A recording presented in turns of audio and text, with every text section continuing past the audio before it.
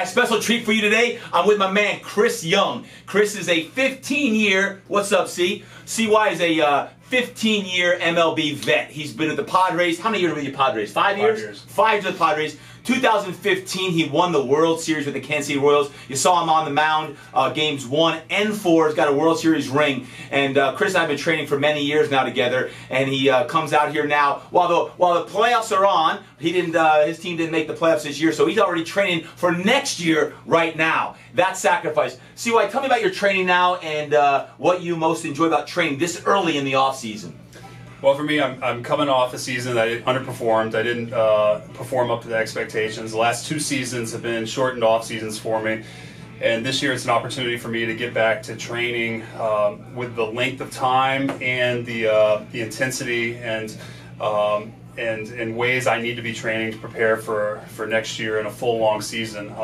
You know, when you underperform, you're certainly motivated. Not that I haven't been motivated in the past, but you know, part of life, part of baseball are the ups and downs, and so I've been through those, and I know what it takes, and I look forward to the challenge of getting back to the player I want to be. So, yep. But to do that, you have to put in the time, and the training here with you is when I'm at my best. So I love it. So tell me, growing up in Highland Park, Texas, by the way, you can't probably see this now because I look as tall as Chris. He's 6'10". 6'10". You grew up in Highland Park, Texas, playing both basketball and baseball, then went on to the second best institution in the country, Princeton University, right behind William & Mary. But at Princeton was an all-league, all-conference player at Princeton in both basketball and baseball.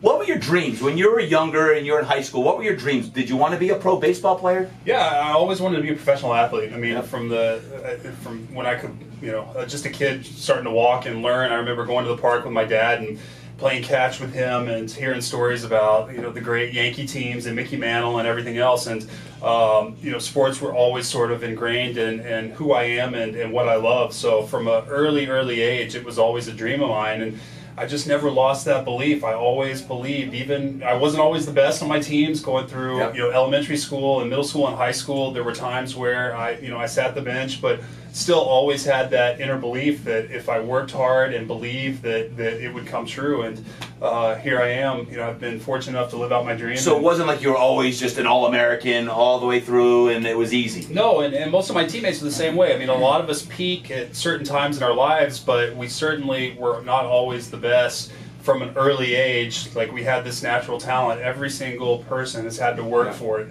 Yep. See, what is one or two of your biggest adversities that you faced that help you actually create the success that you have today?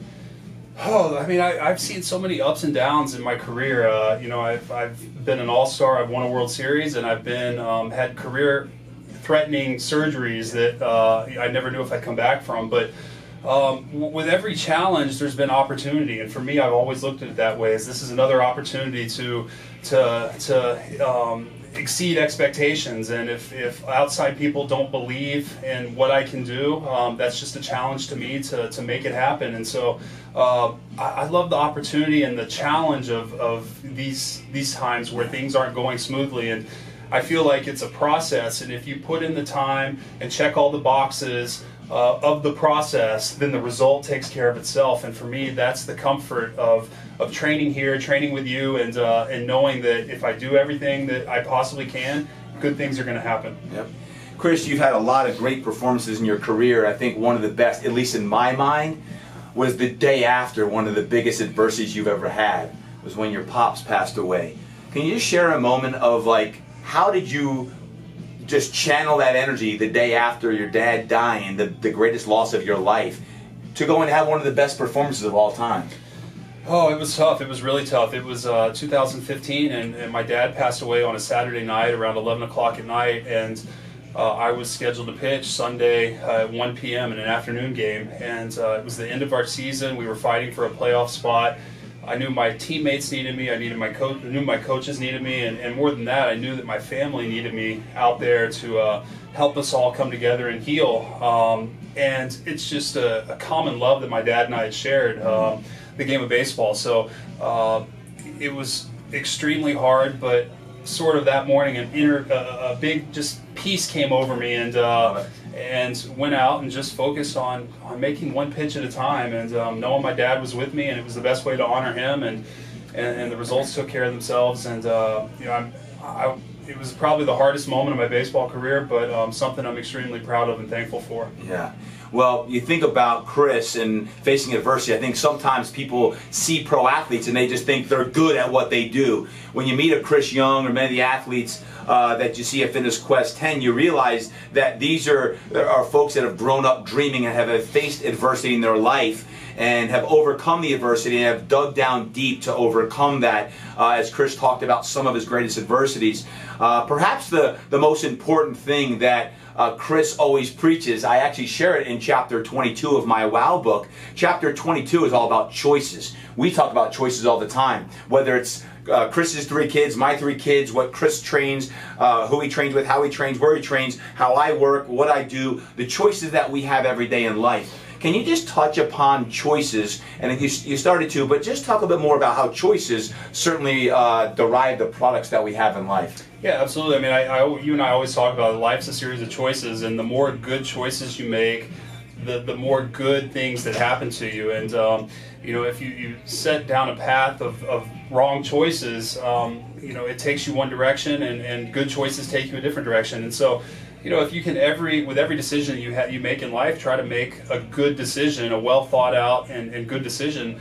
And at times it's a sacrifice. At times you're making a choice that's the hard thing to do, but that's what makes it that much more rewarding. And the more good choices you make, the better opportunities that present themselves and lead you on a pretty good path. No doubt. So regardless of your age, whether you're a young kid, you're an athlete, you're a mom or a dad or grandma or grandpa, the choices that we make all have consequences. What I always say is you got to search out your head, you got to search out your heart. What does your gut say? So if you're making big decisions today, maybe your head says one thing, but your gut says another. Listen to your gut. It rarely leads you wrong. Your gut is going to help you. So if you're in a situation you need to get out of or not be there, then get out of. If you're fighting through addiction, pain, adversity, challenge, strife today, make the right choices that will put you in a situation to succeed. Who you surround yourself with, what you read, what you listen to and what you watch, what comes into the filter, especially now with all the darkness on the outside. What comes in every single day matters because it's all a choice so that you can live the best life. So Chris, thanks for just sharing with our friends today about your adversities and the choices that you continue to make today so that next season, you're already training for next year. Now, playoffs are on, he's already training. That's a choice. Those are sacrifices, and those are things that happen every single day. So thanks for what you do. And just to prove that it really is 6'10", watch this. Stand up, Chris. Look. Yeah. Look it. I feel like his little brother. Like, I'm not even on my toes. So there you have it, guys. Have a great day. Chris, thanks so much, brother. Thank you. Love you. We out, baby.